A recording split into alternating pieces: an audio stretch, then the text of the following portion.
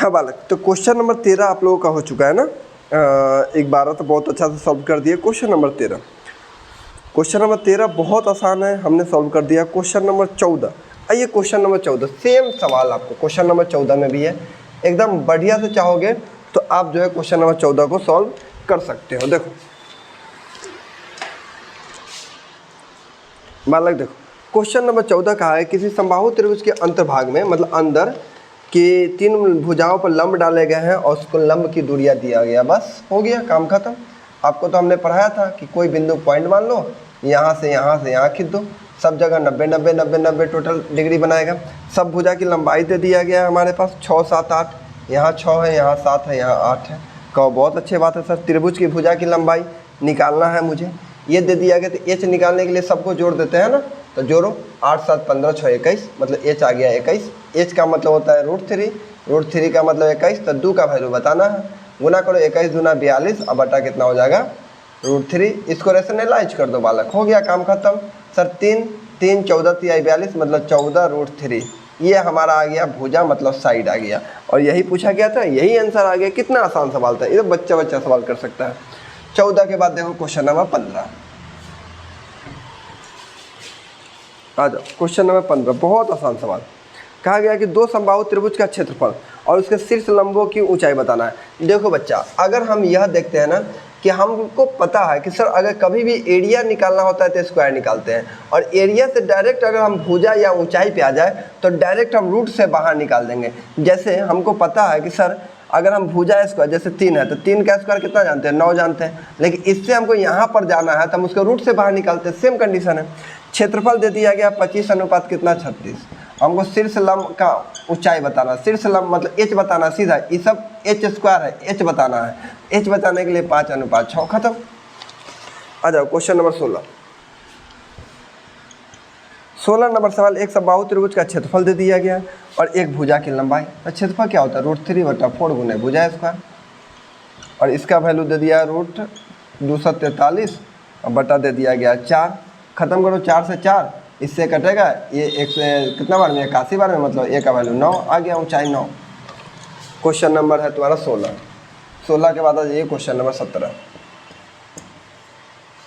17 किसी समबाहु त्रिभुज के अंतर क्षेत्र में स्थित एक बिंदु जिसकी भुजाएं, सेम सवाल 3 4 5 एकदम गर्दा उड़ा के लो।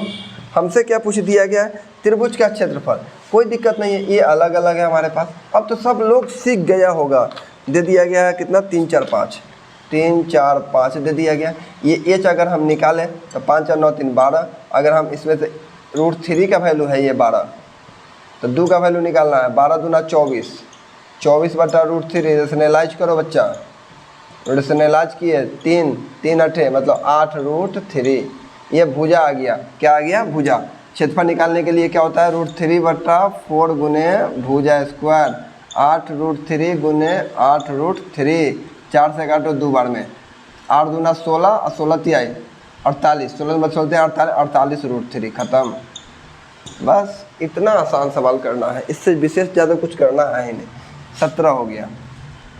आइए 17 के बाद क्वेश्चन नंबर 18 कहा गया कि किसी समबाहु त्रिभुज की एक भुजा की लंबाई 8 सेंटीमीटर है। एक भुजा की लंबाई कितना सेंटीमीटर है, 8 सेंटीमीटर है। तो इस त्रिभुज के परिवृत्त तथा अंतर्वृत्त के क्षेत्रफल क्या होगा। एक भुजा की लंबाई मतलब भुजा दे दिया गया है कितना 8, परिवृत्त अगर हमको निकालना है तो πr² माइनस r²। कहो सर कैसे, अरे बच्चा हमको पाई परिवृत्त होता है और छोटका आर होता है अंतर्वृत्त, दोनों के बीच के हमको अंतर बताना, भाग का अंतर कि कितना बीच का क्षेत्रफल होगा। तो इसमें से इसको घटाएंगे तब ना पता चलेगा। पाई कॉमन ले लिए, बड़का r² माइनस छोटका r²। अब यहाँ से पहले तुम क्या करो, ये भुजा दे दिया गया, स्मॉल r निकालने के लिए फार्मूला होता है a/2√3। अंतर्वृत्त परिवृत्त में तो यही होता है, a का वैल्यू 8 है, यहाँ डालेंगे 8 बटा 2√3, इससे इसको काट देंगे तो 4, सीधे आ गया 4 बटा √3। 4 बटा √3 मतलब 16 बटा कितना 3। बड़का का निकालते हैं तो फार्मूला हो जाता है a बटा कैपिटल R का a/√3। ए दे दिया गया 8, 8 बटा √3 मतलब 8 का स्क्वायर कितना 64, 64 बटा √3 का मतलब 3। यही होगा, कहीं गलत है ना।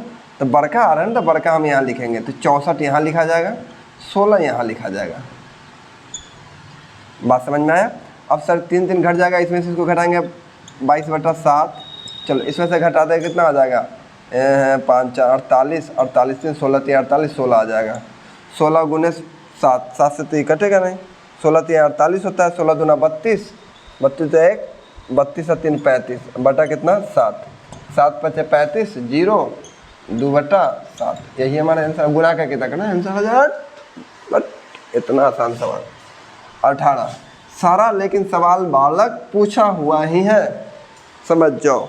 19 नंबर सवाल देखो, 19 नंबर सवाल, किसी समबाहु त्रिभुज का परिमाप जो है, समबाहु त्रिभुज का परिमाप क्या होगा, 3 गुने भुजा। इसके क्षेत्रफल का √3 गुना है, तो क्षेत्रफल √3/4 गुने भुजा स्क्वायर। इसका क्या गुना है बालक, इसका कहा गया है √3 गुना है। कोई दिक्कत नहीं है, कोई दिक्कत नहीं है। ए से ए को आप काट दीजिए, बहुत अच्छा बात। √3 सर ये ख़त्म हो गया, सीधे ए बराबर 4 आ गया, हो गया आंसर। 19 के बाद 20। सर कैसे कैसे काट देते हैं, अरे बच्चा √3 3 होगा ना, और 3 से 3 कटेगा, ए से ए कटेगा, सीधे 4 इधर चला जाएगा, ए का वैल्यू 4।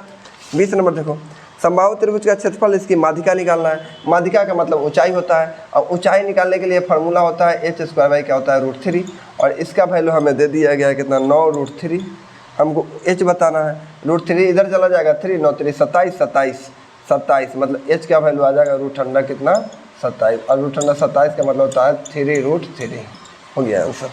चलो तो हमने पूरा सवाल को सॉल्व कर दिया। आप लोग एक एक सवाल को हमने अच्छे तरह से सॉल्व किए हैं, पूरा कंसेप्ट आप पढ़ लीजिए बढ़िया से। उसके बाद अब समबाहु त्रिभुज, दोबारा हम कहते हैं ना कि आपको पढ़ने की जरूरत नहीं है समबाहु त्रिभुज। अब हम अगला समकोण समद्विबाहु को भी इसी तरह 20 को 30 को 50 को सवाल लेके आएंगे और पूरा कंसेप्ट के साथ क्लियर कर देंगे।